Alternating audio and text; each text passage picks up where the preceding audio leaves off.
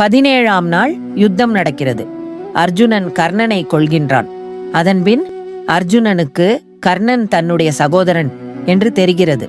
அப்பொழுது கண்கலங்கி, மாதவா, எப்படியாப்பட்ட பாவத்தை பண்ண வச்சிட்ட? என் சகோதரனை என் கையாலே கொல்ல வச்சிட்டியே, இந்த பாவம் என்ன சும்மா விடுமா? அதுக்கு கிருஷ்ணர் சொல்றாரு, நீ ஒன்னும் கர்ணனை முதலில் கொல்லவில்லை, அவன் ஏற்கனவே 7 பேரால் கொல்லப்பட்டு விட்டான். முதல்ல பரசுராமர் வித்தைகள் எல்லாம் கற்றுக் கொடுத்துட்டு முக்கியமான தருணத்துல உனக்கு அது பலனளிக்காது என்று சொல்லி சாபம் விட்டாரு. அப்ப கர்ணன் முதல் முறையாக கொல்லப்படுறான். ஒரு பிராமணர் கன்ற தெரியாம கர்ணன் ஒரு காட்டுல வச்சு கொன்னுடுறான்.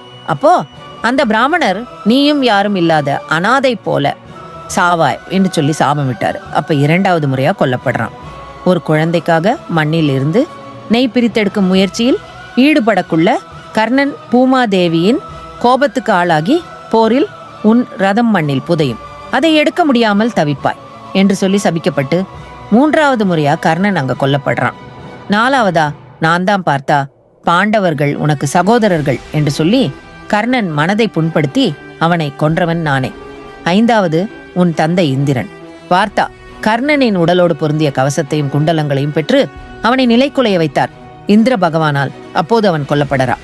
6வது உன் தாய் குந்தி கர்ணனை போருக்கு முன்பு சந்தித்து பாண்டவர்களில் அர்ஜுனனை தவிர மீதி நாள் வரை கொல்லக்கூடாது என்றும் நாகாஸ்திரத்தை அர்ஜுனன் மேல் ஒரு முறைதான் பயன்படுத்த வேண்டும் என்று சொல்லி வரம் வாங்கும்போது கர்ணன் 6வது முறையாக கொல்லப்பட்டான்.